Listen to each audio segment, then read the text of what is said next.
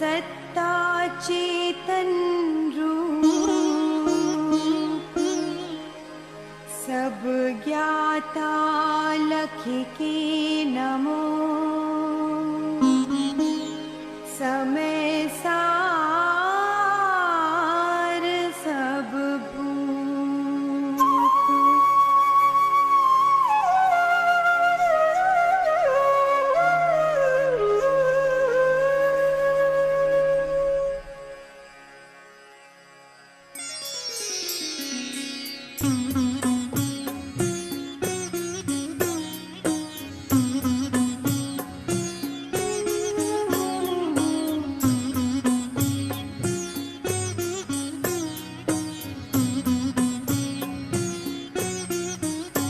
ध्रुवचल अनुपम गति पाए हुए सब सिद्ध को।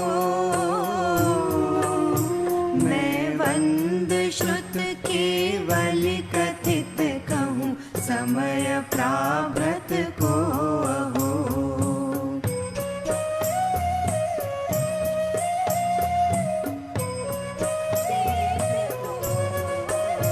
जीव चरित दर्शन ज्ञान स्थित स्वसमय निश्चय जानना। स्थित कर्म पुद्गल के प्रदेशों पर समय जीव जानना।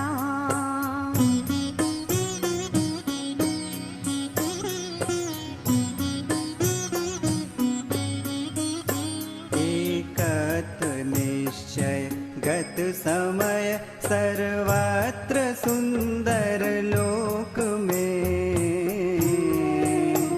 उससे बने बंधन कथा जु विरोधिनी एकत्व में।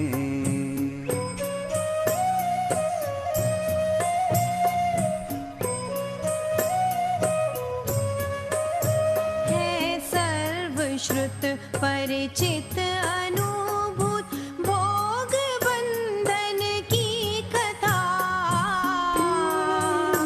पर से जुदा एकत्व की उपलब्धि केवल सुलभ ना।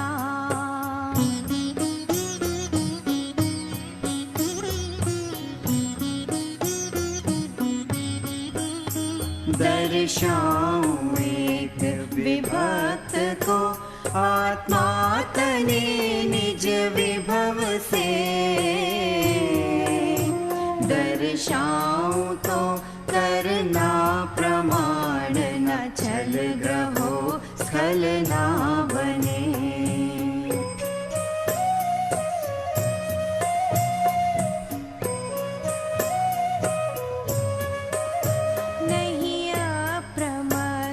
प्रमत्त नहीं जो एक ज्ञायक भाव है। इस रीति शुद्ध कहा अरु जो ज्ञात वो तो वो ही है।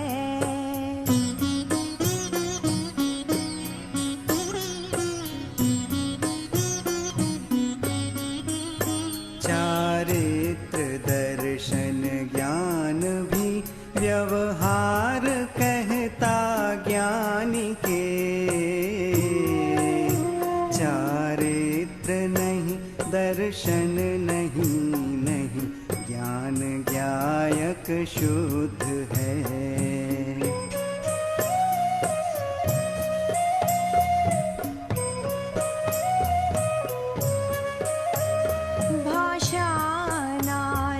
बिना न समझा नाजु शक्य अनाद को। व्यवहार बिन परमार्थ का उपदेश हो अशक्य यो।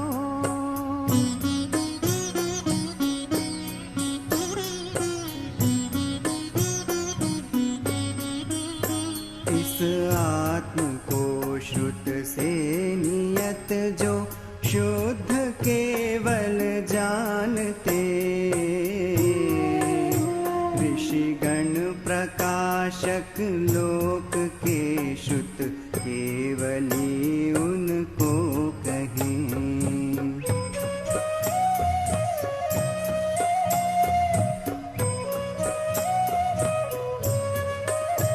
श्रुत ज्ञान सब जाने जो जिन श्रुत केवली उसको कहे। सब ज्ञान सो आत्मा ही है, श्रुत केवली उससे बने।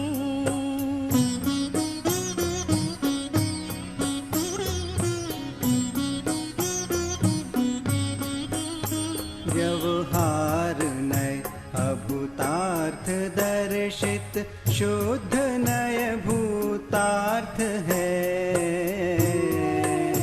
भूतार्थ आश्रित आत्मा सुदृष्टि निश्चय होय है।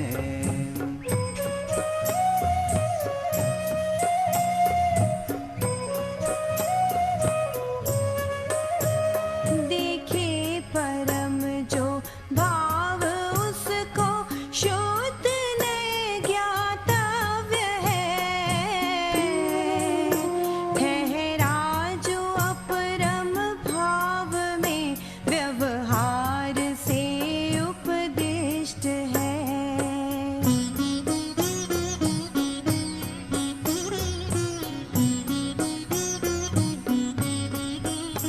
भूतार्थ से जाने अजीव जीव, पुण्य पापरु निर्जरा। आश्रव संवर बंध मुक्ति, ये ही समुचित जानना।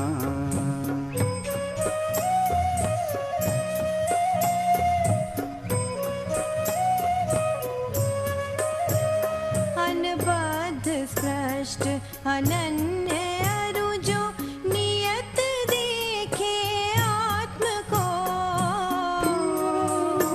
अविशेष अनसंयुक्त उसको शुद्ध नय तू जान जो।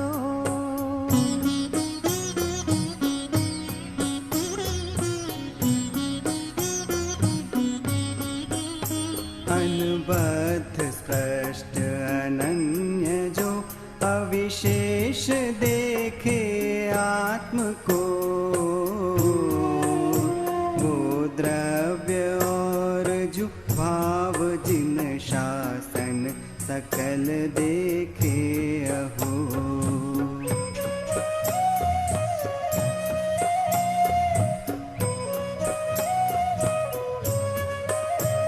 दर्शन सहित नित ज्ञान अरु चारित्र साधु सेविये।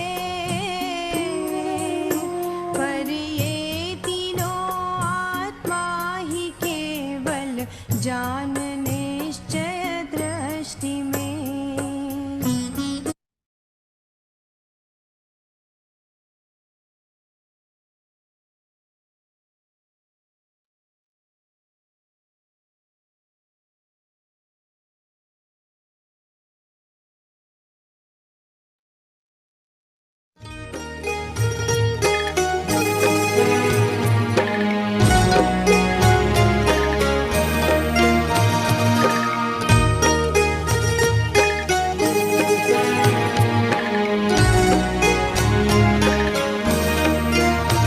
शब्दवाद नय षट द्रव्य गुण पर्याय और प्रमाण का।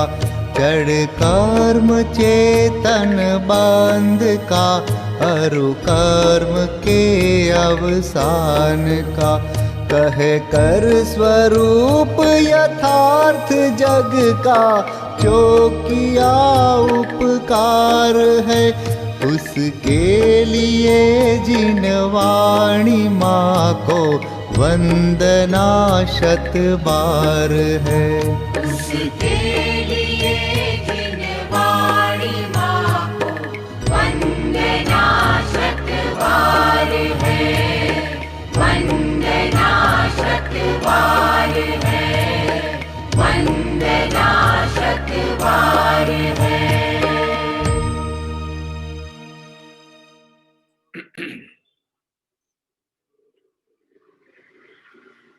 सभी साधर्मी बंधुओं को जय जैनंद। आइए मंगलाचरण पूर्वक स्वाध्याय प्रारंभ करें।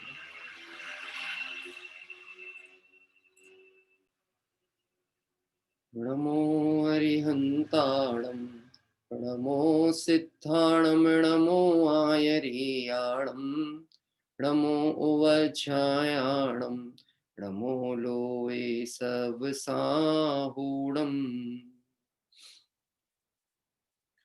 तिहुवणतिलयं देवं वन्दिता तिहुवणिन्द परिपूज्यं वोच्छमणुपेहाओ भव्य जनानंद जननीयो त्रिभुवन तिलक सत इंद्र वंदित देव श्री अरहंत को कर नमन कहूँ अनुप्रेक्षाएं भव्य को सुख कर अहो भव्य को सुख कर अहो।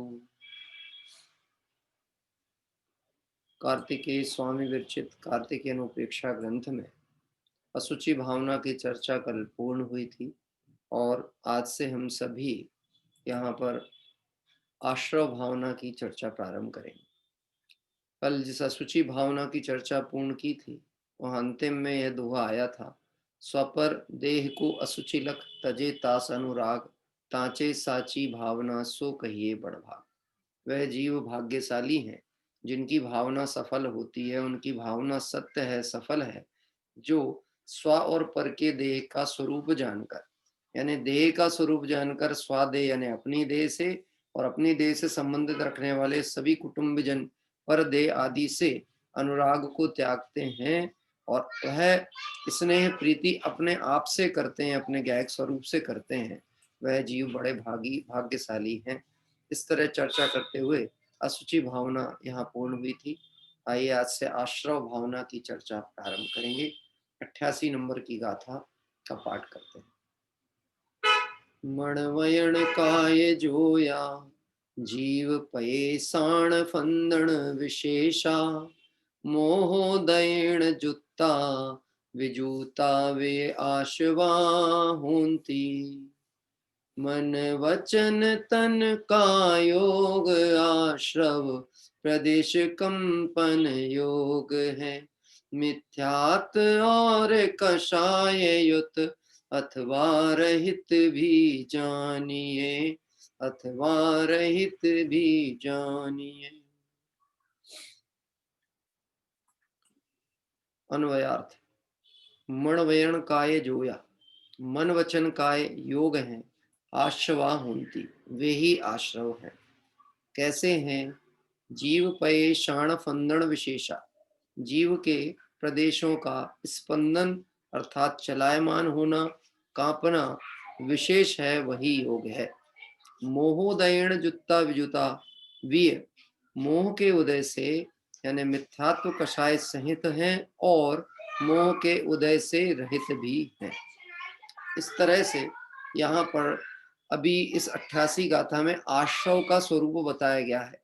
कर्म आश्रव की व्यवस्था क्या है, कर्म आश्रव कैसे होता है, उस स्वरूप का परिचय ये 88वीं गाथा में कर रहे हैं। आइए पहले हम भावार्थ और पढ़ेंगे विषय को, फिर उसके बाद विचार करते हैं। भावार्थ। मन वचन काय का निमित्त पाकर जीव के प्रदेशों का चलाचल होना सो योग है, उसी को आश्रव कहते हैं। वह गुणस्थान की परिपाटी से सूक्ष्म संप्राय 10वें गुणस्थान तक तो मोह के उदय रूप यथा संभव मिथ्यात्व कसाय सहित होते हैं, उसको सांप्रायिक आश्रव कहते हैं। उसके ऊपर यानी 11वें गुणस्थान से 13वें गुणस्थान तक मोह के उदय से रहित होते हैं, इसलिए उनको ईर्यापत आश्रव कहते हैं। जो पुद्गल वर्गणा कर्मरूप परिणमित होती हैं उन्हें द्रव्य आश्रव कहते हैं, और जीव के प्रदेश जो चंचल होते हैं उन्हें भाव आश्रव कहते हैं। अभी यहाँ पर विचार करेंगे। आश्रव के स्वरूप में 4 बातें यद्यपि बताई गई हैं। मुख्य रूप से तो इसमें अभी हम 2 से बात चालू करेंगे। पहली बात आती आश्रव किसे कहते हैं, कि जीव के मोहराग देश आदि परिणामों का निमित्त पाकर कर कारमाण वर्गणा का आत्मा से आकर के संबंध करना, जुड़ जाना, इसको कहते हैं आश्रव, है ना। अभी निमित्त कौन बन रहा है? जीव का ही मोह राग द्वेष परिणाम। कौन निमित्त बना है? जीव का मोह राग द्वेष परिणाम। यानी इसका मतलब है कि जो कार्य हो रहा है बंध रूप, इसका कोई कारण अन्य नहीं है, जीव का ही एक समय का परिणाम है। यद्यपि देखना, यहाँ जितनी 12 भावनाओं की चर्चा चल रही है, जैसे अभी असुचि भावना की चर्चा की थी, अन्यत्व भावना की चर्चा की थी, उसके पीछे अभिप्राय क्या था? अन्यत्व भावना से अन्य का अन्यपना दिखा करके स्व का एक पना तय कराना है। असुचि भावना में शरीर की अपवित्रता बता करके बहिरात्म पना छुड़ाना था कि हे जीवों, ये जो देह है जिसे तू आत्मा मानता है, चैतन्य मानता है, ये अपवित्र है, तू पवित्र है। ऐसे यहाँ आश्रव यानी कर्म बंधे, तो बंधने का भी कारण कौन है? कि आश्रव का कारण जीव का ही परिणाम, जिसको कहा गया है योग, मन वचन काया योग की चंचलता, जीव का ही परिणाम आश्रव का कारण है। तो आश्रव से निवृत्ति भी कौन कर सकता है? वही जो बंध सकता है, जो बांध सकता है, वही निवृत्ति कर सकता है।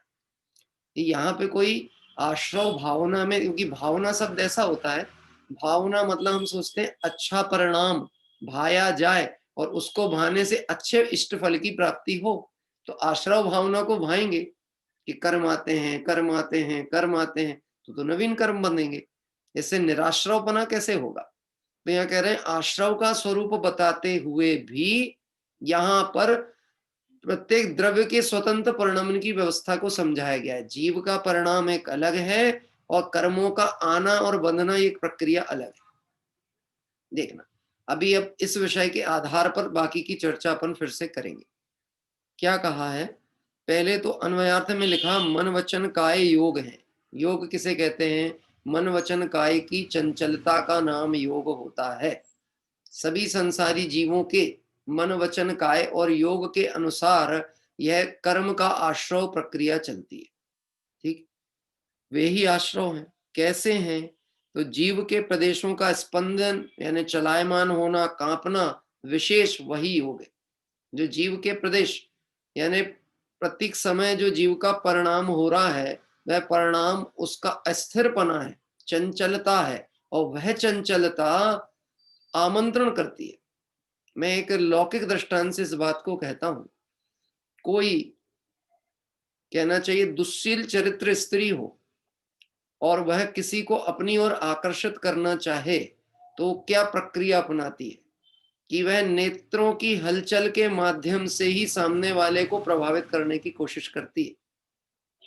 हाँ, नेत्रों का चंचलपना हुआ, अलग अलग प्रक्रियाओं से नेत्रों से सांकेतिक भाषा प्रयोग की, इतने में तो कोई विषय सेवनी व्यक्ति है तो वो उतने में आकर्षित हो जाए, क्या कहे, फिसल जाए। इससे पता लगता है कि जीव के जो मनवचन कायों की चंचलता है, उसका निमित्त पा करके और कार्मण वर्गणाएं आश्रव रूप होकर, बंध रूप होकर, आश्रव यानी बंध रूप होकर आत्मा के प्रदेशों में बंध को प्राप्त होती। इसका एक और एक मूल कारण है जीव का परिणाम। क्या है? आश्रव का कारण क्या है? जीव का परिणाम। कर्म को दोष नहीं देना है। इस व्यवस्था को समझने के लिए एक दृष्टांत भी अभी अपन लेंगे। समयसार जी में दृष्टांत आया है और आचार्य कुंद कुंद स्वामी ने उस दृष्टांत के माध्यम से कहा कि यदि कर्म बंध की प्रक्रिया में कार्माण वर्गणाएं यानी जो कर्म रज हैं, पुद्गल कार्माण वर्गणाएं हैं, यदि इनको बंध का हेतु माना जावे तो सिद्धों को भी बंद होना चाहिए, क्योंकि सिद्धालय में भी तो कहना चाहिए सर्वत्र है कार्माण वर्गणाएं, ऐसे तो कोई स्थान विशेष नहीं है। पर उन्हें बंद नहीं, अरहंत आदि को बंद नहीं। अरहंत आदि का इसलिए भी उदाहरण पूरा नहीं लेते हैं क्योंकि अभी उनके शेष आघातियां हैं, लेकिन सिद्धों के बंद नहीं। तो सिद्धों के बंद नहीं, जब ये बात कही गई तो सिद्ध भी आत्मा है, उनके बंद नहीं, और हमारे बंद, तो क्या कारण है? उसका एक दृष्टांत दिया है बहुत अच्छा। जैसे अखाड़े में पहलवान युद्ध करने के लिए, मल्ल युद्ध करने के लिए उतरता है और शरीर पर तेल का मर्दन करता है, अपने शरीर पर तेल लगाता है, तो वह तेल यद्यपि लगाता तो किसके लिए है कि सामने प्रतिपक्षी का हाथ फिसले, उसकी पकड़ कमजोर हो, लेकिन उसका उद्देश्य दूसरे की पकड़ कमजोर करना था, लेकिन जो स्निग्धता तेल की शरीर पे लगी थी उसके कारण क्या हुआ कि अखाड़े में वह अनेक तरह के कर्तव्य करे। वहां तो ऐसा लिखा है कि धूल उड़ावे, वनस्पति छेदन भेदन करे, अपना बल सौष्ठव प्रदर्शन करे, सामने वाले को उठा के पटके, ये सब करे। तो इन सब से बंद होता है, मतलब वो धूल आके शरीर पे चिपकती इस कारण से चिपकती है कि ये क्रियाएं कर रहा है कि नहीं, उसने जो स्निग्धता जो अंदर मतलब बाहर राग का लेपन कर लिया है ना, राग शब्द में प्रयोग कर रहा हूं अपने परिणाम को बताने के लिए, उस लेपन से वह धूल आकर के उनके शरीर पर चिपकती है। ऐसे ही जीव के मोह राग देश परिणामों का निमित्त पा करके कारमाण वर्गणाएं आकर आत्मा के प्रदेशों के साथ एक बंधान रूप होते हैं। इसको कहा जाता है जीव के मोह राग देश परिणाम जो कि उस कर्मबंध का निमित्त हो वो भावाश्रव, और उन परिणामों के निमित्त से जो कारमाण वर्गणा आकर के आत्मा के साथ बंध गई वह है द्रव्याश्रव। क्या कहा? भावाश्रव और द्रव्याश्रव, इस तरह से दो भेद किए गए हैं। मूलतः इसमें मुख्य तो है भावाश्रव।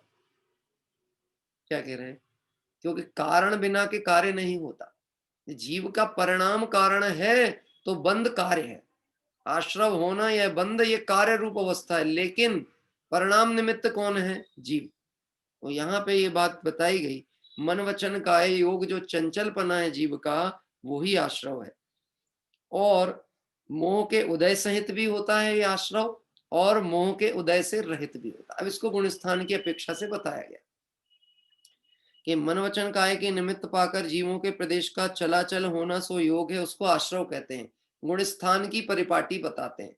अब गुणस्थान की परिपाटी मतलब प्रथम गुणस्थान मिथ्यात्व से लेकर के और 10वें गुणस्थान सूक्ष्म संप्राय तक जो बंद होता है वो कैसे होता है कि वह बंद होता है कषाय से। पर कौन सी कषाय? मिथ्यात्व सहित कषाय से वह बंद चलता है।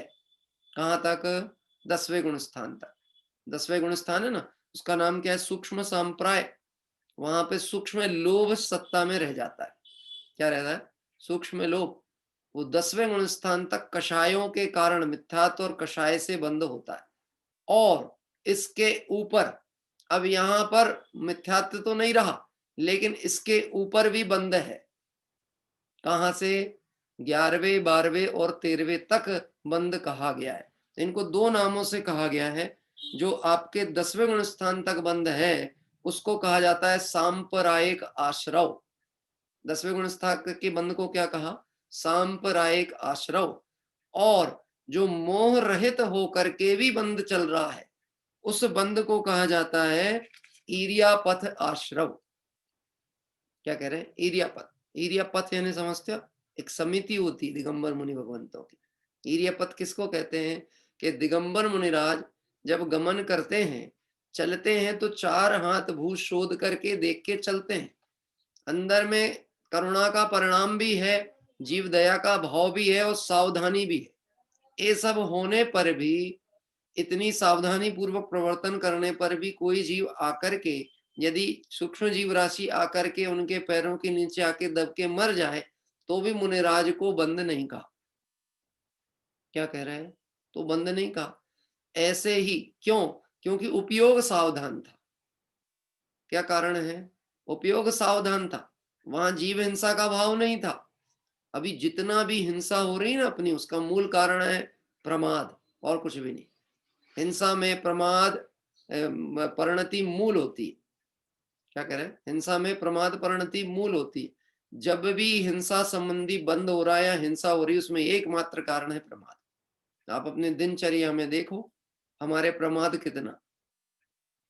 अरे मंदिर में भी सावधानी पूर्वक प्रवर्तन नहीं करे, जो वहां की असाधना संबंधी दोष है उसका ध्यान ना रहे, वहां पर पाठ पढ़ना भूल जाए, विस्मरण हो जाए, अन्य लौकिक चर्चाओं में लग जाए, विकल्प जंजालों में फंस जाए, कोई कषाय उत्पन्न हो जाए तो कषाय अनुसार प्रवर्तन करने लगे, ये सब प्रमाद।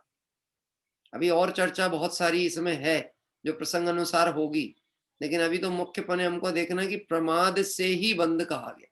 हिंसा संबंधी बंद किससे? प्रमाद से। तो ईर्यापत आश्रव में क्या बताया, जैसे मुनिराज गमन करते हैं और गमन करने में हिंसा हो जाए तो वहां पर उन्हें बंद नहीं कहा, ऐसे जहां कषाय मिथ्यात्व और कषाय समाप्त हो गई 10वें गुण स्थान पे, अब उसके ऊपर मोह रहित अवस्था होने पर यद्यपि अभी बंद तो है योगों के चंचल पने के कारण से, लेकिन वो बंद कैसा है, वह संसार को बढ़ाने वाला नहीं है। उसके लिए एक बहुत अच्छा शब्द प्रयोग किया है राजचंद जी साहब ने अपने अपूर्व अवसर में पंक्ति डाली, जली जेवरी वत हो आकृति मात्र जब। क्या कह रहे हैं, सुना है आपने, जली जेवरी वत हो आकृति मात्र जब, मतलब ये जो 10वें गुण स्थान 11वें से लेके 13वें तक की स्थिति है, एक गुण स्थान में बंधन कैसा, जैसे कोई रस्सी जल गई हो तो जलने पर भी उसकी ऐंठ तो वैसे ही दिखती है, जली हुई रस्सी बनी तो उसी रूप में पड़ी रहेगी जैसे रस्सी पड़ी है, लेकिन वह किसी को बांध सकती है क्या, उसमें बांधने की सामर्थ्य है क्या जली हुई रस्सी में। हाँ, जिनने ये उदाहरण नहीं देखा समझा होगा तो उनको अभी एकदम गले नहीं बैठता होगा, दिमाग में नहीं बैठे। मैं आपको आपके दृष्टिकोण से बोलूं, बचपन में आपने पटाखे ना फोड़े हो तो अच्छा है, और अगर कभी कदाचित फोड़े होंगे, एक सांप की गोली के नाम से एक पटाखा आता था, याद है आपको, सांप की गोली। अभी उसमें क्या होता था, उसमें जैसी अग्नि लगाते थे तो वो ऐसी ऐसी ऐसी निकलती थी। अब वो निकल के एक आकार धारण तो कर ले, लेकिन उसमें कोई सामर्थ्य थी, उसको उठा सकते थे आप बाद में, जब वो आकार बन जाता था तो उसको धीरे से उठा के कहीं रख सकते थे। वो सांप डस सकता था क्या, जिसको सांप की गोली कहा जा रहा है। हाँ, ऐसे ही समझना कि वो जो 11वें गुण स्थान से 13वें तक है जो बंध है, वो मोह कषाय से रहित होने पर वह बंधन रूप नहीं है, योग का चंचलपना होने की अपेक्षा उसे ईर्यापत आश्रव कहा गया। लेकिन इससे पूर्व तक जितना भी बंद हो रहा है, जो मिथ्यात्व सहित है, कषाय सहित है, वह सब बंद। अब समझना, उसमें भी मिथ्यात्व वाला जो बंद है वो तो कहाँ छूटने वाला है, हाँ, कि वो 4था गुण स्थान हुआ विरत सम्यक्त। अब वहां पर वो मिथ्यात्व चौकड़ी तो, उसको मिथ्या चौकड़ी में अनंतानुबंधी तो गई, लेकिन अभी शेष प्रकृतियां शेष रही हैं, तो वो कहां तक चलेंगी कि वो 10वें गुण स्थान तक जाने वाली। अब वो 10वें गुण स्थान तक दिगंबर मुनिराज 6ठे 7वें गुण स्थान श्रेणी आरोहण कर रहे हैं, उनको भी बंद होता है। क्या कह रहे हैं, बंद रहित उनका भी नहीं है, लेकिन जैसे मिथ्या दृष्टि जीव को अनंत बंद होता है, ऐसे एक बार मिथ्यात्व जाने के बाद वह अनंतानुबंधी बंद से बच जाता है। और गजब की बात है, सामर्थ्य जीव की ऐसी है, ज्ञानी के छिन में त्रिगुप्ति ते सहज तरेजे। अरे कितना भी बंद हो लेकिन वो ज्यादा पावरफुल नहीं है ना, पावरफुल तो जीव है। तो जीव ने जरा दम लगाई और एक क्षण में सारे कर्म धराशायी हुए। क्या कह रहे हैं, ये तो जब तक जीव सो रहा है तब तक ये चोर घर में घुस रहे हैं, और जीव जागा और कर्म भागे। क्या कह रहे हैं, अब यहाँ पे कहते हैं इस तरह से प्रक्रिया बताई, उसको तो ईर्यापताश्रव कहा, और जो पुद्गल वर्ण कर्मरूप परिणमित होती हैं उसे द्रव्याश्रव कहा है, और जीव के प्रदेशों का जो चंचल होना है योग है उसको भाव आश्रव कहते हैं। 4 बातें मैं फिर से आपको एक बार पहले बताऊंगा और फिर उसके बाद आपसे पूछूंगा। जिसको नहीं जवाब देना हो वो अपना कैमरा बंद कर ले। तो पहले अपन ने आश्रव की परिभाषा याद करते हैं। आश्रव किसे कहा, मैं पाठशाला के भाग से ही बात कर रहा हूं, जो मेरे को याद है मैं वो बात कहता हूं। आश्रव किसे कहा, जीव के मोहराग द्वेष आदि परिणामों का निमित्त पाकर कारमाण वर्गणा का आकर के आत्मा से जुड़ जाना। अब यहाँ पे पहला इतना वाक्य, जीव के मोह राग द्वेष आदि परिणाम, ये हो गए भाव आश्रव, उनका निमित्त पाकर कारमाण वर्गणा का आकर आत्मा से जुड़ जाना, ये हो गया द्रव्याश्रव। अब यह जो बंधन है, द्रव्याश्रव मतलब कर्म बंध है, ये कर्म बंध प्रक्रिया को गुणस्थान की अपेक्षा से 2 जगह डिवाइड किया है।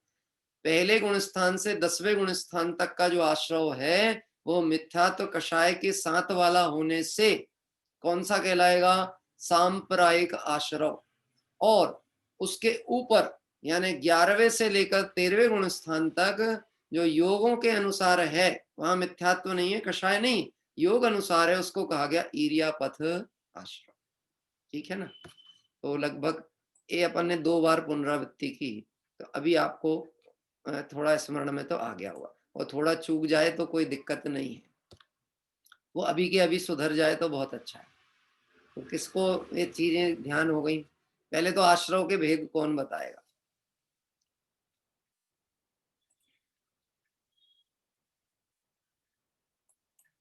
देखो अपन तो स्वाध्याय करने बैठे हैं ना, ये क्लास पैटर्न है, अपन को पढ़ना पड़ेगा, उसको याद करना पड़ेगी चीज। हाँ, भरत भाई के घर से बोलेंगे कुसुम में। हाँ चलिए, अनम्यूट करता हूँ। अपने आश्रम के 2 भेद, भावाश्रव, द्रव्याश्रव बताए, और सांप्रदायिक आश्रम और इडियापथ आश्रम, इस प्रकार से 2 भेद और बताए। ठीक है, और परिभाषा बताओ क्या? हाँ परिभाषा बताइए। द्रव्य आश्रव किसे, भाव आश्रव किसे कहेंगे? पहले भाव आश्रव।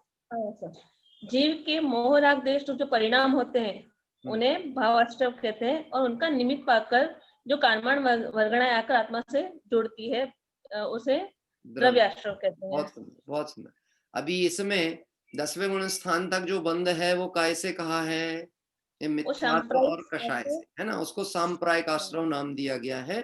और 10वें गुण स्थान के बाद 11वें गुण स्थान से आगे जो बंध की प्रक्रिया है वो योग अनुसार कही गई है, उसको क्या नाम दिया है? हाँ, इरियापथ आश्रव। बहुत बहुत सही, एकदम ठीक। जैसा बात आई है जिनवाणी में वो आपने सही पकड़ी और वैसा ही बात कही। देखो ये बात सही पकड़ेंगे और मोह राग द्वेष परिणामों से जो बंद होता है, ये वाला पकड़ कमजोर पड़ेगी अपनी तत्व ज्ञान की दृष्टि से। देखो पकड़ना तो है कुछ ना कुछ, इसको पकड़ लोगे और इसको पकड़ लोगे तो वो जो दूसरे अपने को आके पकड़ रहे हैं ना, वो अपने को नहीं पकड़ पाएंगे। और अपन ने इसको छोड़े और इनको छोड़े मतलब ये देवसात गुरु के मार्ग को छोड़े, तो फिर लूटने वाले लुटेरे तैयार खड़े हुए। हाँ, तो आइए देखते हैं, अभी एक चर्चा एक जन से और पूछते हैं फिर से, तो और थोड़ा विषय पक्का हो जाता है। हाँ, कौन बोलेगा फिर से यही बात? भावनाएं चल रही ना, तो भावना उसी को कहते जिसको भाया जाए बार बार। हाँ, तो अब कोई और भी प्रयास करें। हाँ, मैं मीना बहन ने उठाया है, वनमाला जी का हाथ उठाया है। ये तो सब पढ़ाने वाले लोग हैं, ये तो हमारे साथ बैठे हैं, तो हमको बहुत बल रहता है कि कहीं गलती होगी तो हमको सुधारने वाले लोग बैठे हैं। हमारे दूली चंद ये सब स्वाध्यायी लोग हैं, हम इनके सामने वक्ता नहीं है, हम तो साथ में बैठ करके पढ़ने वाले हैं, और कुछ इनसे अनुभव मिले तो लेंगे। हम तो अभी चाह रहे युवा लोग बोले। हाँ, अभी कल्पना दीदी बोलेंगी रायपुर से। हाँ बोलिए, अनम्यूट करके।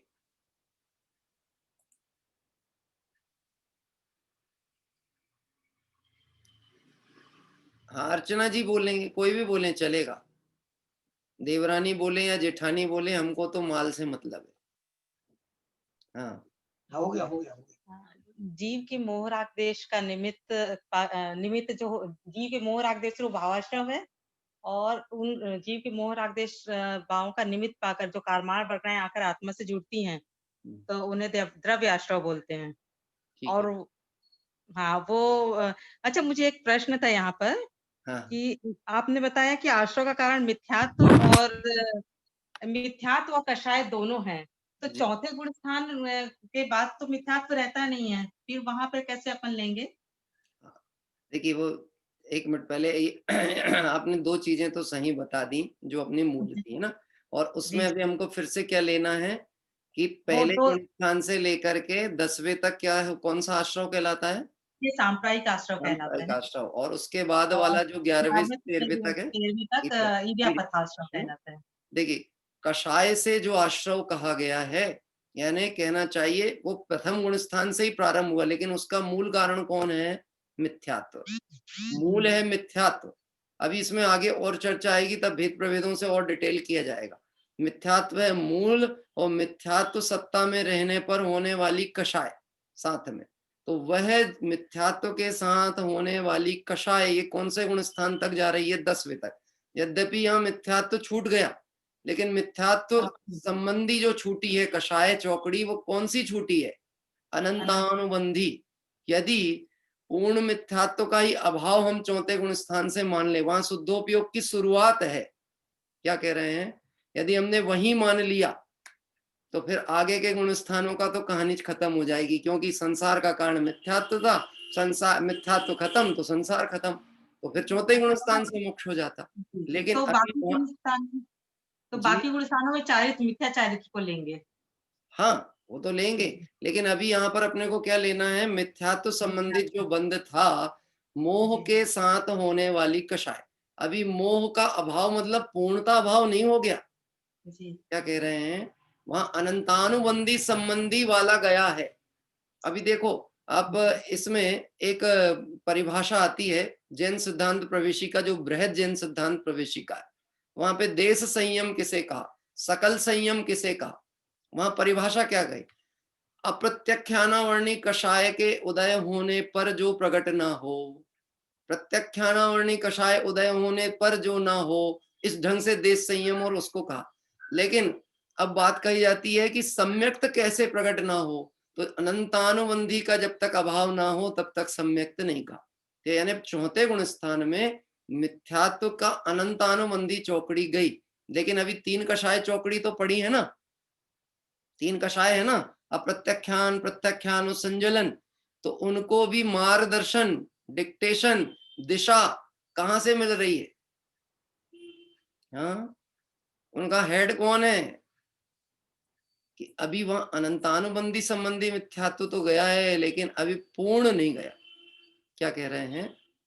इसलिए तो उसके भेद किए सम्यक दर्शन के, सम्यक दर्शन के भेद आते हैं ना, वो भेद इसी अपेक्षा से किए जाते हैं। यद्यपि देखिए अभी इसकी बहुत सरल चर्चा और आगे अपने क्रम से आएगी। अभी हम प्रश्नोत्तर शैली में जाएंगे तो आगे के विषय पे रुक जाते हैं, तो कोई बात नहीं। लेकिन आपने 4 उत्तर सही दिए। हाँ, आपको कुछ बोलना है, आप बोल बताइए। हाँ, क्या कह रहे हैं? एक मिनट, अनम्यूट अनम्यूट, मैंने म्यूट कर दिया था आपका।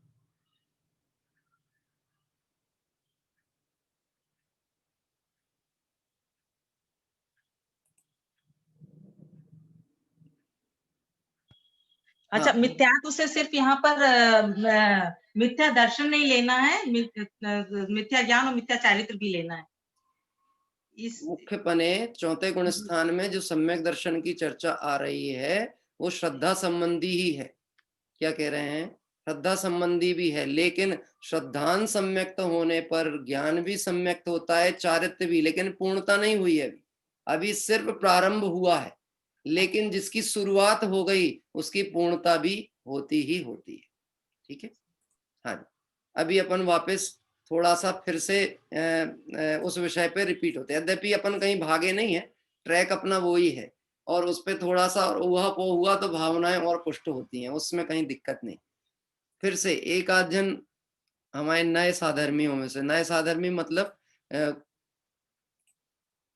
प्रमोद जी, बात पकड़ में आई है? हाँ, चलिए पहले आप बताओ, आश्रव किसे कहेंगे? यार शब्द पूरे याद ना हो तो भी चलेगा, पकड़ में क्या आई बात, भावनाओं के हिसाब से आपने क्या समझा, उत्तर बोले। जी पंडित, जय जिनेन्द्र। जय जिनेन्द्र। जीव के मोह राग देश रूप जो परिणाम होते हैं, हाँ, उनका उसको भाव रूप आश्रव कहते हैं। ठीक है। उनका निमित्त पाकर जो द्रव्य रूप परिणमित होता है उसको द्रव आश्रव। हाँ, उनका निमित्त पाकर जो कर्म वर्गणाएं आकर आत्मा से बंधती है उनको द्रव्याश्रव। द्रव आश्रव कहते हैं। अब इसको स्थान की अपेक्षा से जब घटाएंगे कि ये आश्रव कैसा होता है, जी, तो पहले से 10वें गुण स्थान तक के को क्या कहेंगे? संप्राय, सांप्रदायिक आश्रव, है ना। और 11वें से 13वें गुण स्थान वाले को क्या कहेंगे? इतना ही अपने को अभी मूलता समझना है। ठीक है, अच्छा है। देखो एक बार में अपने को ये याद हुई है, ऐसा नहीं कि एक बार में याद हुई है, पूर्व में अनेक बार ये सब चीजें पढ़ी हैं। हाँ, अरे पहले घोंट घोंट करके ढेर लगा दिया। पाठशालाओं में भी तो पढ़े होंगे ना, बचपन में भी पढ़े होंगे। और जीव अनादि से संसार परिभ्रमणा कर रहा है, जिस आश्रव के कारण कर रहा है, वो आश्रव का स्वरूप कभी सुना समझा होगा कि नहीं समझा होगा? कि सहता ही रहा है। अरे बहुत निकट से देखा है उसको। लेकिन गड़बड़ी कहाँ होती है उसकी चर्चा अभी आगे आगे क्रम से गाथा में यहाँ पढ़ेंगे अपन। इस तरह से यहाँ पर इसको अभी आश्रव की प्रक्रिया को बताएगा। अब मोह के उदय सहित आश्रव है ऐसा विशेष रूप से कहते हैं। जब तक मोह है तो आश्रव है, जिस बात को अभी हम कर रहे थे ना कि 10वें गुण स्थान तक, है ना, तो मोह के उदय सहित ही आश्रव है ऐसा विशेष रूप से कहते हैं। आइए गाथा पाठ करेंगे इसके आगे की गाथा 89 नंबर की। मोह विवाग वसादो जे परिणामा हवन्ति जीवस् ते आसवा मुनिज्जसो मिच्छत्ताई अणेय विहा। हिंदी। इस जीव के परिणाम जो होते उदय बस मोह के, हे भव्य जानो आश्रव मिथ्यात्व आदि अनेक विध, मिथ्यात्व आदि अनेक विध। अन्वयार्थ। मोह विभाग बसा दो, मोह के उदय से जे परिणामा जो परिणाम जीवस इस जीव के हवंती आने होते हैं। किसके उदय से होते हैं? मोह के उदय से। यद्यपि जीव कभी भी अपरिणामी नहीं होता, द्रव्य जो है वो परिणामी ही है, लेकिन यहाँ आश्रव को बताया जा रहा है इसलिए मोह के उदय की बात की गई है। क्या कह रहे हैं? आश्रव को बताना ना, आश्रव भावना की चर्चा चल रही है। तो आश्रव क्यों होता है, कर्म आके बंधते क्यों हैं? कि परिणमन तो जीव का प्रति समय होता है, लेकिन मोह के उदय के साथ इस जीव के जो परिणमन होता है वो आश्रव का कारण है। मुनिज्जसु, हे भव्य, तू प्रत्यक्ष रूप से ऐसा जान कि मिच्छत्ताई अणेय विहा, वह परिणाम मिथ्यात्व आदि को लेकर अनेक प्रकार के हैं। एक मिथ्यात्व तो मूल है, लेकिन उसके साथ कितने प्रकार के हैं? अनेक प्रकार के हैं। अब ये अनेक प्रकारों में कुल भेद आते हैं 57। कितने भेद आएंगे? 57 भेद आएंगे। घबराने की जरूरत बिल्कुल भी नहीं है। मैं अकेला और ये सबरे इतने सारे, आप ये समझ लेना जब बहुत सारे लोग आके एक से टकराने की कोशिश करें तो वो सब समझदार, वो ये जानते हैं कि एक बहुत पावरफुल है, हम अकेले तो इससे निपट ही नहीं सकते। तो हमारे को अपनी शक्ति समझ में आनी चाहिए। 57 के नाम कैसे याद होंगे, क्या होगा, कि घबराओ नहीं, बहुत आसानी से बात समझ में अपने को आने वाली है। अभी पहले पढ़ते हैं अपन इसका भावार्थ। कर्म बंध के कारण आश्रव है, वह मिथ्यात्व अविरत प्रमाद कषाय और योग के भेद से 5 प्रकार के हैं। कर्म बंध आश्रव का कारण कितने? 5 प्रकार। मिथ्यात्व, अविरति, प्रमाद, कषाय और योग, यह भेद से 5 प्रकार के हैं।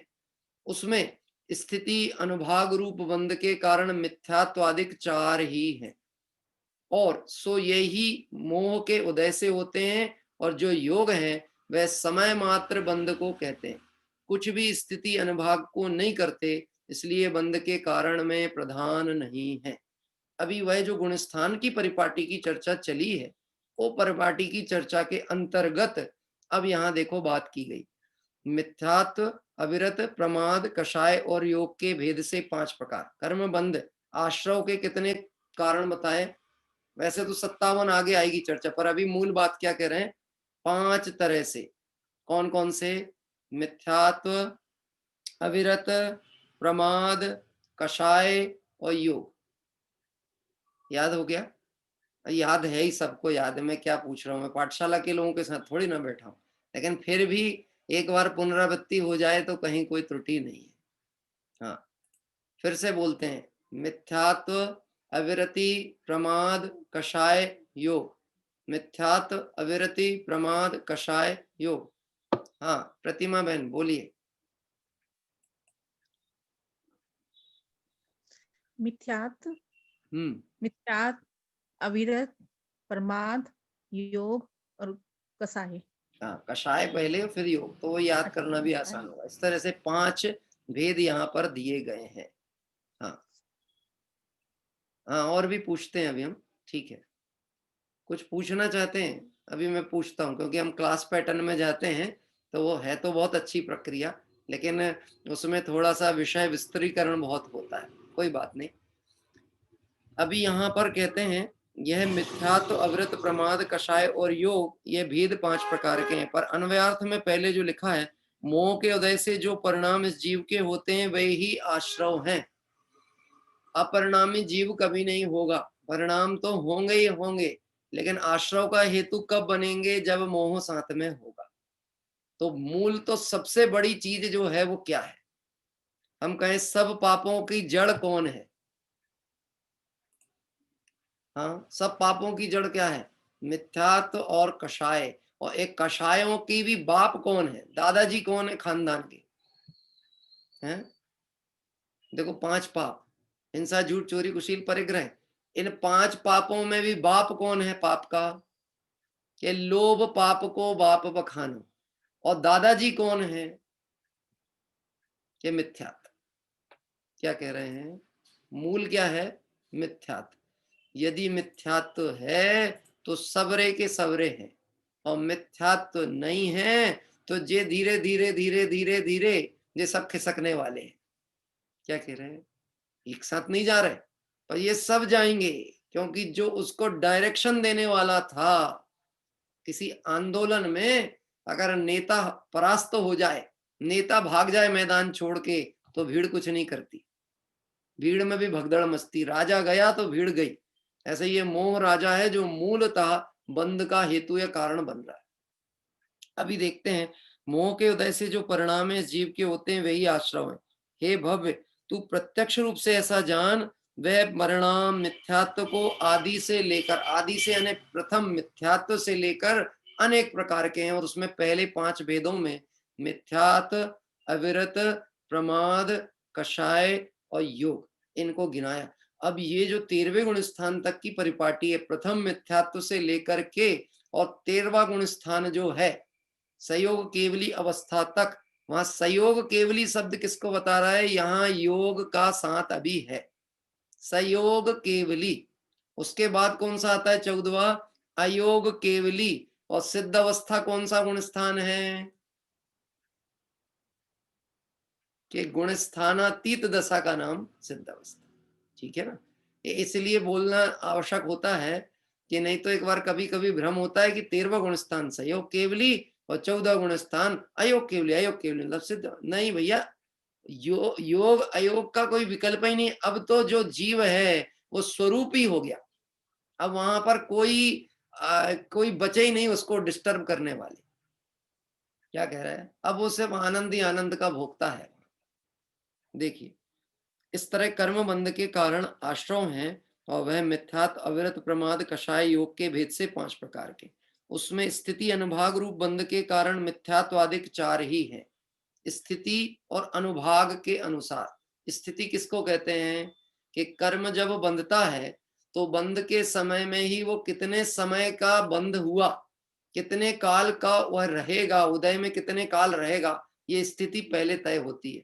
साथ ही साथ अनुभाग मतलब किस पावर के साथ ये फल देगा, उसको कहते हैं अनुभाग।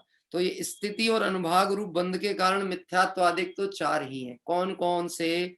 मिथ्यात्व, अविरत, प्रमाद और कषाय। फिर जो योग है उसको इसमें नहीं रखा गया। क्यों नहीं रखा गया? क्योंकि मोह के कारण से बंध कहा है, जहां मोह नहीं है वहां बंध नहीं। और जो योग है वह समय मात्र बंध को करते हैं, जिसको अपन ने कहा कि कार्मण वर्गणाएं आई हैं, टकराई हैं, बंधी नहीं है और झर गई। क्या कह रहे हैं? और कदाचित कोई अल्प स्थिति काल के लिए रुकी भी हो, उससे कुछ भी कहीं डिस्टरबेंस नहीं हो रहा। हमारा घर का गेट बंद है, अब घर के चबूतरे पर कोई आकर के बैठ भी गया और बाहर कोई बैठा है तो हमको कोई बहुत तकलीफ नहीं है उससे। क्या कह रहे हैं? हमारा रास्ता तो छोड़ के बैठा है ना। हाँ, देखो आपके घर के सामने आप नो पार्किंग का बोर्ड लगा देते हो, क्यों? कि हमारे गेट के सामने पार्क नहीं करना। अब गेट के सामने पार्क नहीं करे, बाजू दीवार के साइड में कोई पार्क कर दे तो कोई दिक्कत नहीं है ना। दीवार के तरफ पार्किंग है, गेट तो खुला हुआ है ना, जाने आने में व्यवधान तो नहीं है ना। ऐसे ही यहां समझना कि वो योग के कारण से बंद नहीं है, इसलिए वहां पर कोई दिक्कत की चर्चा नहीं है। जो मूलतः बंद का कारण है वह मिथ्यात्व आदि है। इसलिए बंद के कारण में प्रधान कौन है? मिथ्यात्व, प्रमाद, मिथ्यात्व, अविरत, प्रमाद, कषाय, ये चार ही मूलतः बंद के कारण है। अब यहाँ पर आगे चर्चा करेंगे कि दो प्रकार के भेद से इन आश्रमों को गिनाया गया, लेकिन मैं एक इसमें और विषय को थोड़ा सा सरल भी हो जाए और बी प्रैक्टिकल हमारे जीवन में कहाँ से हो रही है ये सब गड़बड़ियां, जिसको हम बाबू युगल जी साहब की पूजन में पढ़ते हैं, दिन रात शुभाशुभ भावों से मेरा व्यापार चला करता, मानस वाणी और काया से आश्रव का द्वार खुला रहता। ऐसा क्या हो रहा है? कौन से परिणाम हैं जो कर्म बंद हो रहे हैं? अभी देखना, आश्रव में भी दो भेद आने वाले हैं आगामी गाथा में। कौन से? पहले तो अभी द्रव्य आश्रव भाव आश्रव हुआ था, अब आश्रव के दो भेद करेंगे, पुण्याश्रव और पाप आश्रव। क्या भेद किए जाएंगे? पुण्याश्रव और पाप आश्रव। तो पुण्याश्रव मतलब क्या और पाप आश्रव मतलब क्या? पहले गाथा पढ़ते हैं, छोटी सी गाथा है, गाथा पाठ करेंगे, उसके बाद में फिर इस विषय को रत्नकर्ण शावकाचार्य के आधार पर थोड़ा सा समझने का प्रयास करेंगे। अब पुण्य पाप के भेद से आश्रव को दो प्रकार का कहते हैं, कम्मम पुण्यम पावम हेउम तेषिम च होन्ति सच्छिद्रा, मंद कषाया सच्छा तिव्र कषाया असच्छाहु। कर्म है पुण्य पाप उनके, हेतु है सत अरु असत, सत कहे मंद कषाय को अरु, तीव्र को जानो असत, तीव्र को जानो असत। अन्वयार्थ, कम्मम पुण्यम पावम, कर्म पुण्य पाप के भेद से दो प्रकार का है। चा तेसिम हेउ सच्छिद्रा होंती, और उसके कारण भी सत यानी प्रशस्त और इतर यानी अप्रशस्त दो ही होते हैं। मंद कषाया सच्छा, उसमें मंद कषाय परिणाम को तो प्रशस्त शुभ कहते हैं, और तीव्र कषाय असच्छा, तीव्र कषाय परिणाम को अप्रशस्त यानी अशुभ कहते हैं। प्रशस्त किसे कहा? शुभ परिणाम को प्रशस्त, और तीव्र कषाय के परिणाम को अप्रशस्त। यह आश्रव के दो भेद किए, पहले पुण्य पाप, और जो पुण्य जो है, पुण्य का जो बंद हो रहा है वो किन परिणामों से? प्रशस्त परिणामों से, मंद कषाय के भाव से पुण्य, और तीव्र कषाय अप्रशस्त भाव से पाप परिणाम बंधते हैं।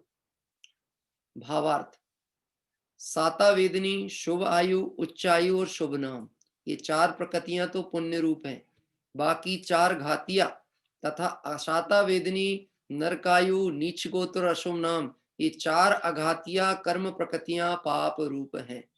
अब ये कर्म बंध की प्रक्रिया में यहाँ पे बताया जा रहा है कि चार पुण्य प्रकृतियां कौन कौन सी?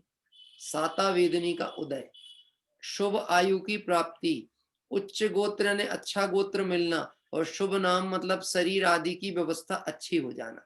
यह चार प्रकृतियां पुण्य रूप हैं, और बाकी चार प्रकृतियां जो हैं घातिया की, जो चार घातिया कर्म हैं तथा असाता वेदनी हैं, वह सब कैसी हैं?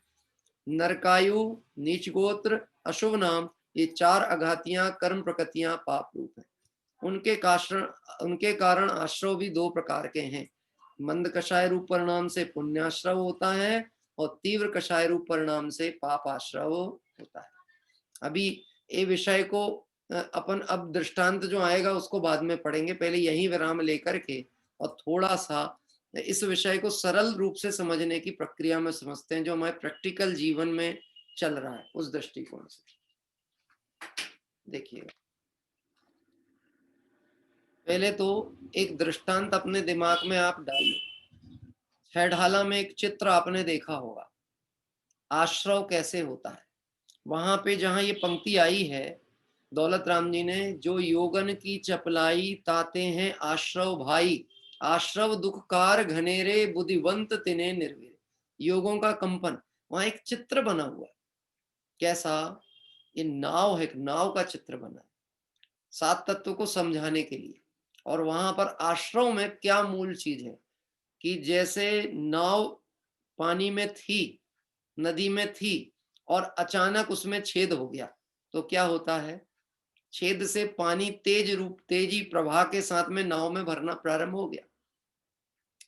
तो ये जो पानी अंदर आना चालू हुआ है, मैं तो इस विषय में यद्यपि हो सकता है मैं अपने को एक समझाने की दृष्टिकोण से इस व्याख्या को करता हूं कि जब नाव लेकर के पानी में उतरा होगा नाविक, उस समय उसमें छेद था कि नहीं था?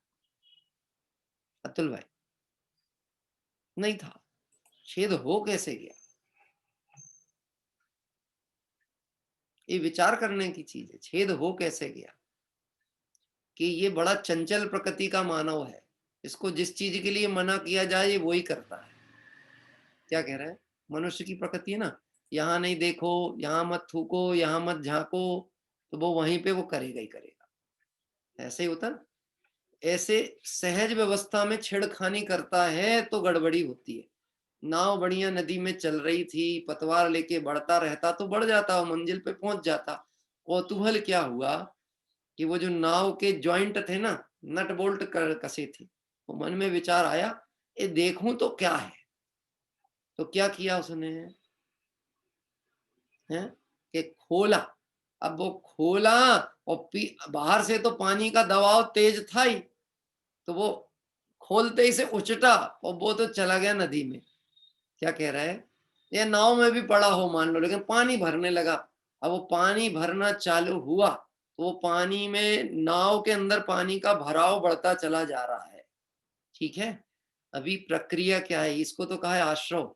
जीव स्वयं ही मोह के उदय में परिणाम जो करता है उससे आश्रव होता है। वो आ रहे हैं, कार्माण वर्गणाएं आ रही हैं, इकट्ठी होती जा रही, प्रति समय जीव के 7 कर्मों का बंध चल रहा।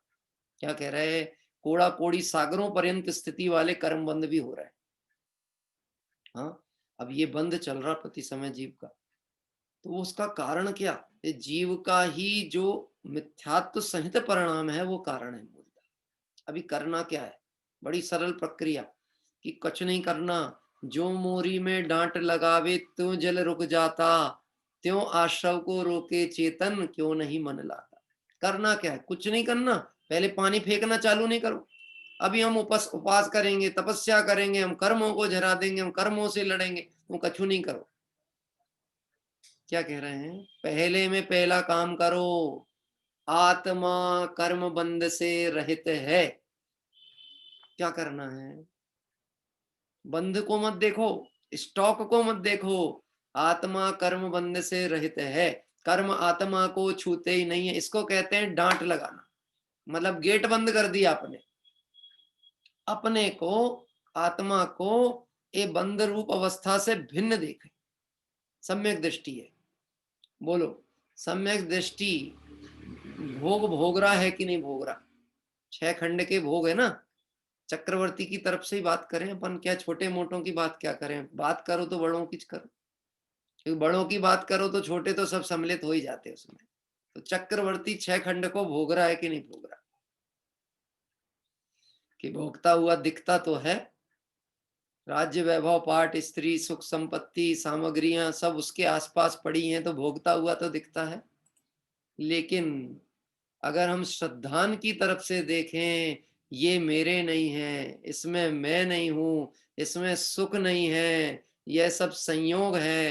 ये संयोग जो है वह सुख का कारण नहीं है, स्वभाव सुख का कारण है। ऐसी स्वभाव पे दृष्टि करते हैं, संयोग पड़े के पड़े रह जाते हैं और स्वभाव का साथ लेके वो आगे बढ़ जाता है। क्या कह रहे हैं, कभी भी नाव में छेद हो जाए तो पहले छेद बंद करने की कोशिश करना, पानी निकालने की कोशिश नहीं करना। अज्ञानी क्या गड़बड़ करता है, आश्रव आ रहा है, कर्म का उदय आ रहा है, कर्म का उदय आ रहा है तो कर्म के ही उदय में तन्मय होकर के नवीन कर्म बंध श्रृंखला को बढ़ाता चला जाता है। पाप का उदय हो तो भी और पुण्य का उदय हो तो भी। हाँ, पाप के उदय में नींद नहीं आती और पुण्य के उदय में सोने नहीं मिलता। क्या बोल रहे हैं, अरे साहब इतना व्यस्त चल रहे हैं, 2 घंटे नहीं सो पा रहे हैं, इतना टॉप सीजन चल रहा है अभी हमारा। पुण्य का उदय चल रहा ना। ये मंदिर में क्यों नहीं आ रहा है? तो बोले साहब पुण्य का उदय चल रहा। स्वाध्याय में क्यों नहीं चल रहा है? अभी क्या करें, अभी मरने की फुर्सत नहीं, कहाँ धर्म करेंगे हम?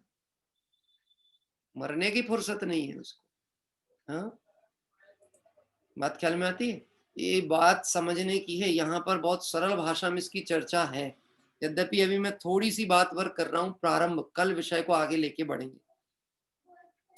जैसे समुद्र के बीच में जहाज में छिद्र हो जाता है, जो दृष्टांत अभी हमने देखा, उसी प्रकार मिथ्यात्व भाव, 5 इंद्रिया, 6 मन के विषयों में प्रवर्तन करने के भाव, 6 काय के जीवों की हिंसा का त्याग नहीं करने के भाव, और अनंतानुबंधी से लेकर 25 कषाय के भाव, तथा मन वचन काय के भेद से 15 प्रकार का योग, ये सब मिलाकर 57 द्वार कर्म आश्रव के हैं। यहाँ से चर्चा प्रारंभ की है रत्नकर्ण शावकाचार्य ने, आश्रव का स्वरूप बताने। फिर से सुनना, 5 प्रकार के तो क्या? मिथ्यात्व, अविरत, प्रमाद, कषाय, योग। उसके बाद एक जोड़ लो, उसमें 6वां मन।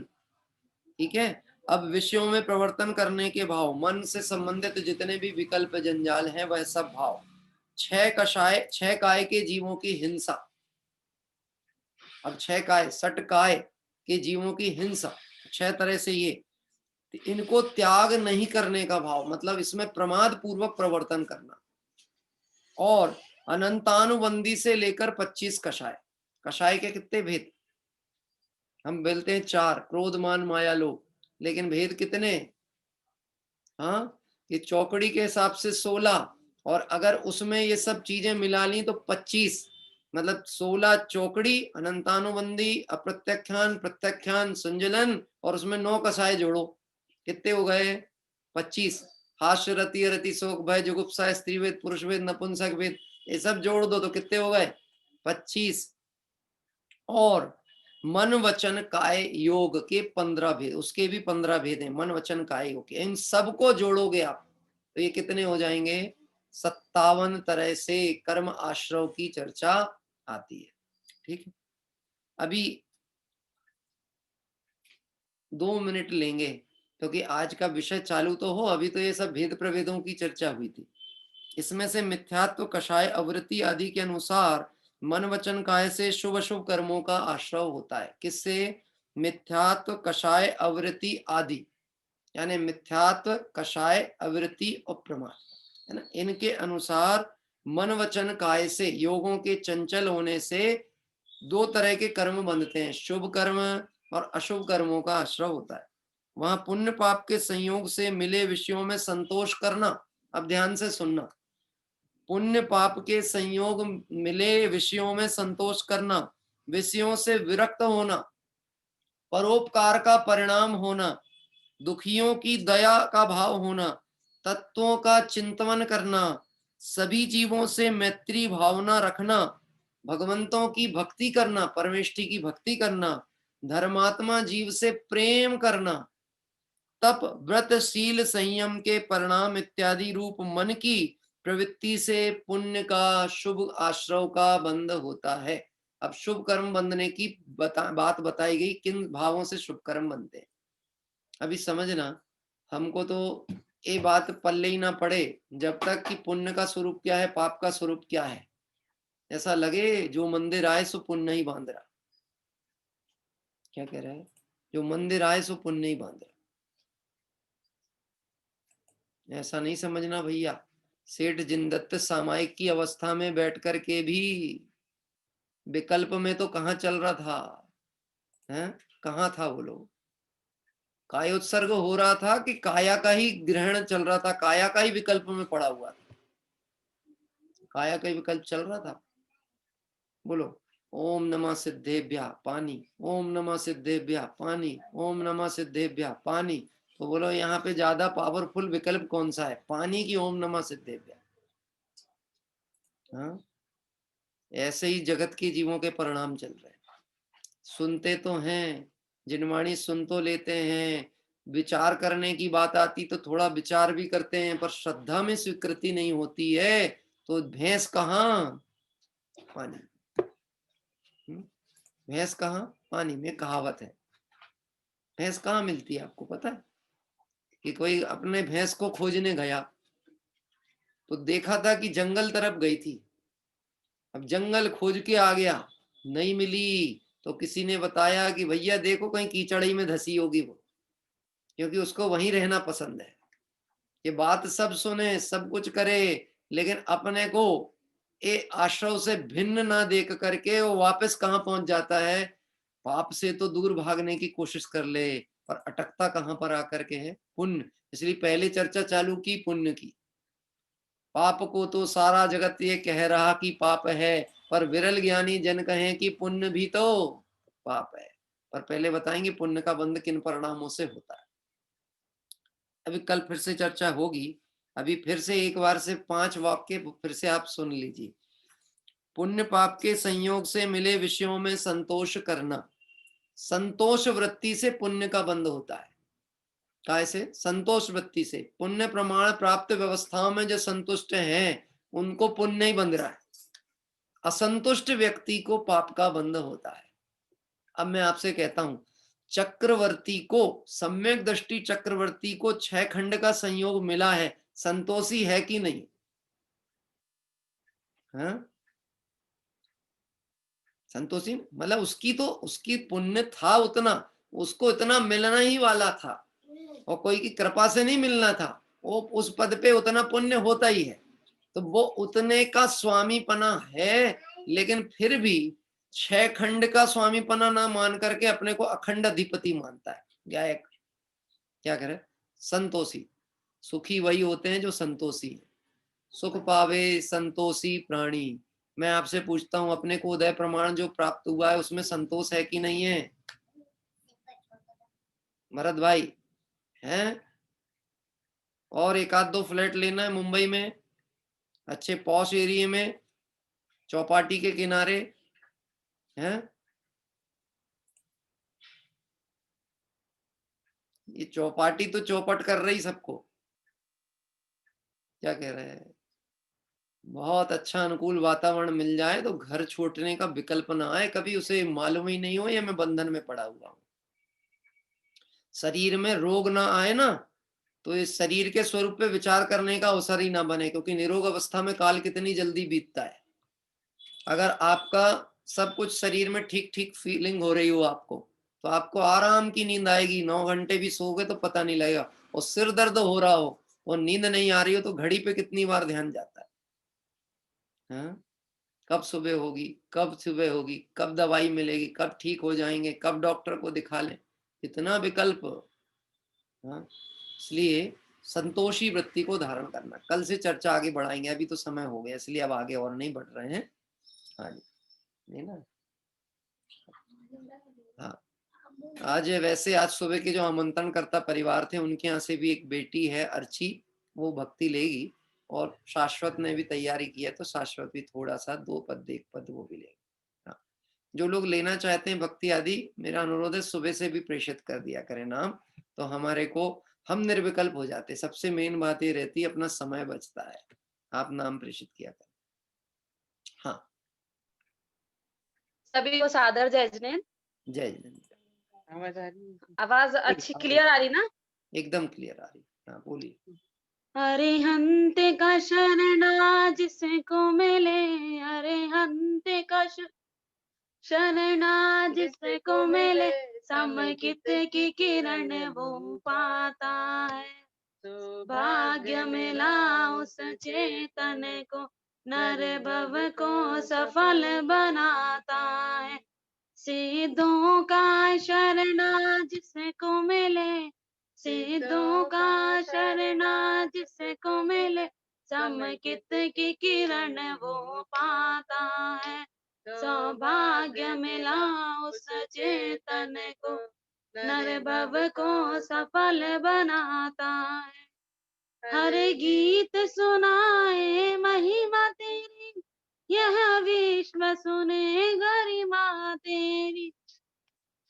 मुनियों ने सुनाई गाथा तेरी, मुनियों ने सुनाई गाथा तेरी।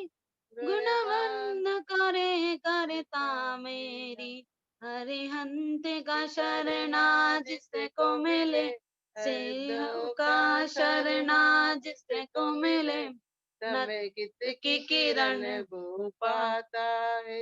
नतमस्तक जब हम होते हैं, चरणों में मन रम जाता है।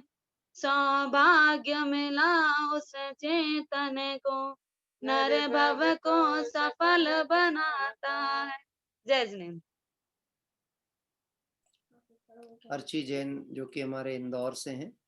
यद्यपि ये जो अर्चना बहन है ये हैं तो छिंदवाड़ा, इनका मायका छिंदवाड़ा है, तो अभी ससुराल में अपने वो वहां से जुड़ते हैं और हमारे प्रतिदिन की अपने स्वाध्याय सभा के साथ में जुड़ती रहती हैं। आइए अभी उनके यहाँ बेटी के द्वारा सुंदर भक्ति हुई। अरिहंत की शरणा जिसको मिले वही वास्तव में सौभाग्यशाली है, समकित की किरण को प्राप्त करने वाले लोग हैं।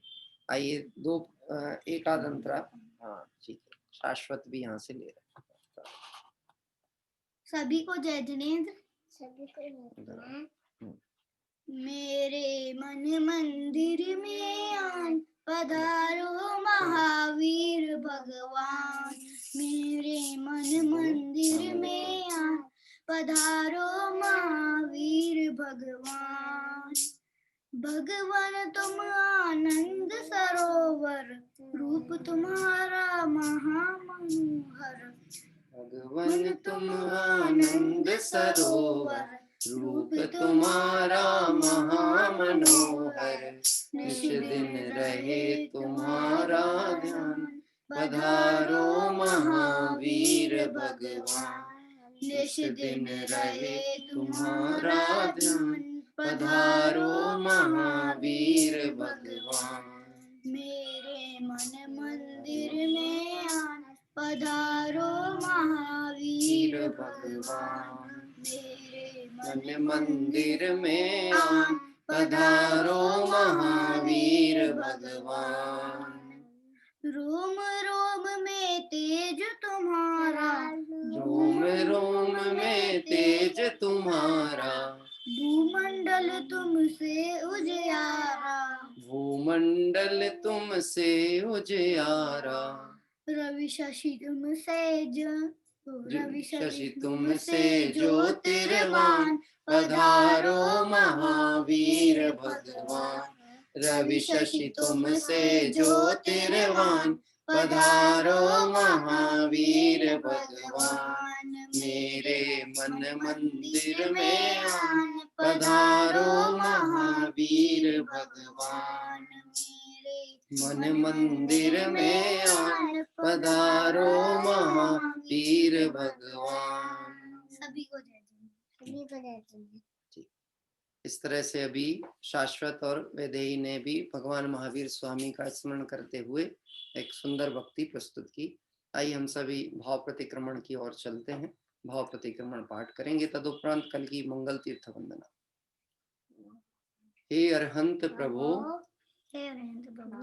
मुझसे मन वचन काय द्वारा, से मन वचन काय द्वारा, कृत कारित अनुमोदना द्वारा, कृत कारित अनुमोदना द्वारा, समरंभ समारंभ आरंभ द्वारा, संभ्रम समारंभ आरंभ द्वारा, क्रोध मान माया लोभ द्वारा, क्रोध मान माया लोभ द्वारा, प्रमाद इत्यादि विभावों द्वारा, प्रमाद इत्यादि विभावों द्वारा, इस भव में या पूर्व भव में, इस भव में या पूर्व भव में, सच्चे देव शास्त्र गुरु की अभिनय हुई हो, सच्चे देव शास्त्र गुरु की अभिनय हुई हो, व्रतों में अतिक्रम व्यतिक्रम अतिचार अनाचार दोष लगाया हो, व्रतों में अतिक्रम व्यतिक्रम अतिचार अनाचार दोष लगाया हो, एक इंद्रिय से लेकर पंचेंद्रिय तक, एक इंद्रिय से लेकर पंचेंद्रिय तक, किसी भी जीव की हिंसा हुई हो, किसी भी जीव की हिंसा हुई हो, विराधना हुई हो, विराधना हुई हो, दिन या रात में लगाए सर्व दोषों का, दिन या रात में लगाए सर्व दोषों का पश्चाताप व्यक्त करता हूँ, पश्चाताप व्यक्त करता हूँ, क्षमा मांगता हूँ। क्षमा मांगता हूँ। वह मेरे सभी दोष मिथ्या हो, वह मेरे सभी दोष मिथ्या हो, मैं मुझ में रहूं, मैं मुझ में रहूं। इस प्रकार मैं इन सभी दोषों का प्रायश्चित करता हूँ। इस प्रकार मैं इन सभी दोषों का प्रायश्चित करता हूँ। ओम नमः सिद्धेभ्यः। ओम नमः सिद्धेभ्यः।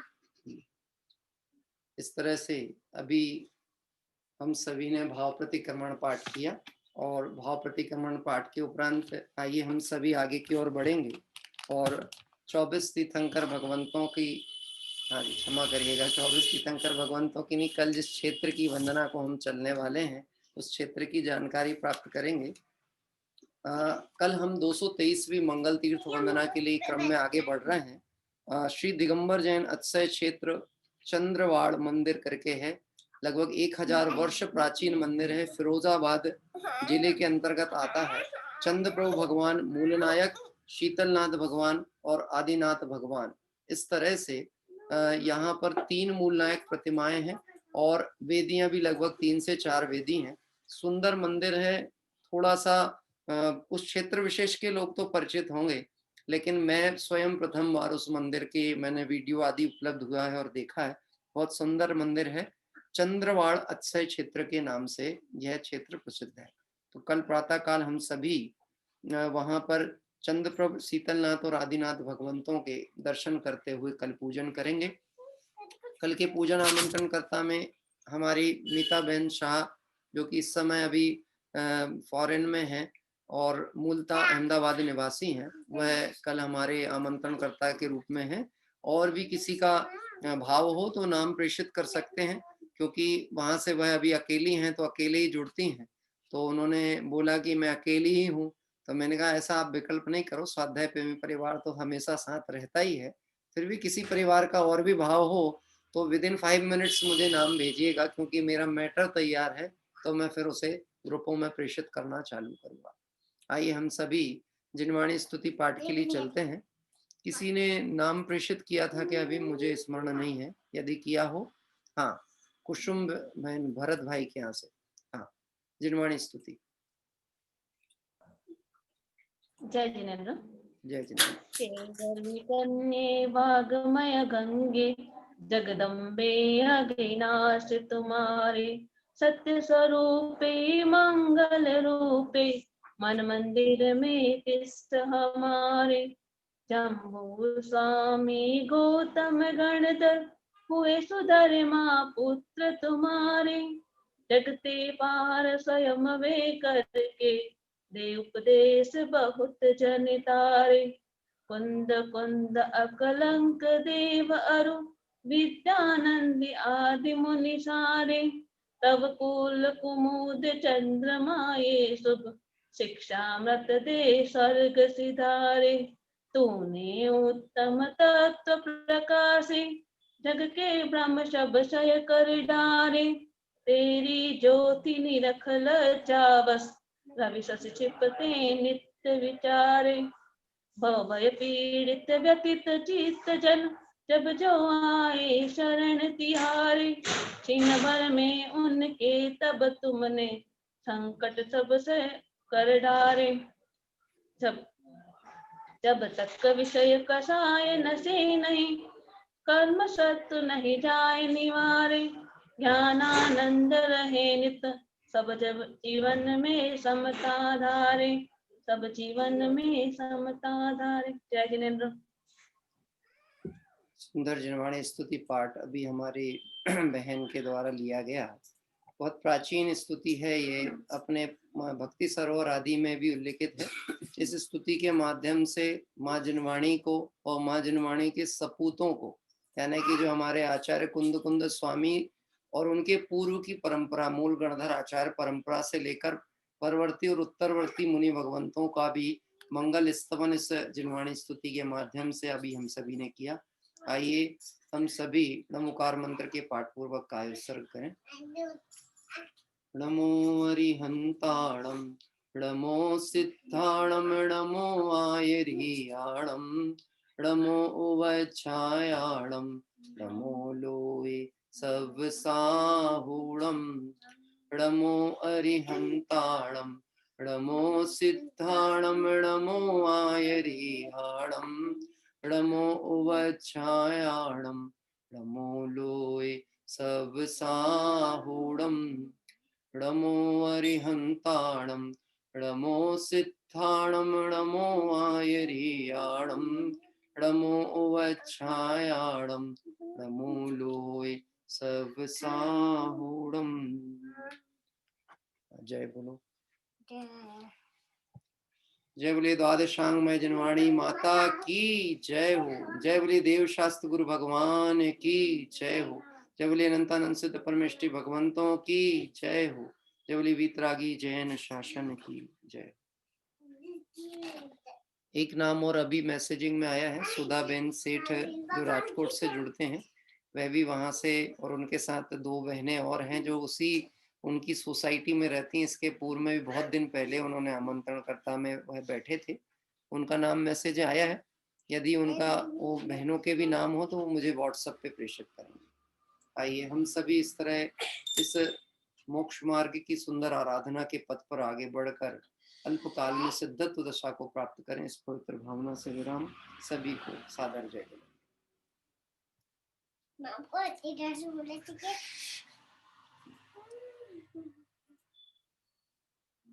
कि इधर से मैंने आपको बोले थे सेव के बने थे।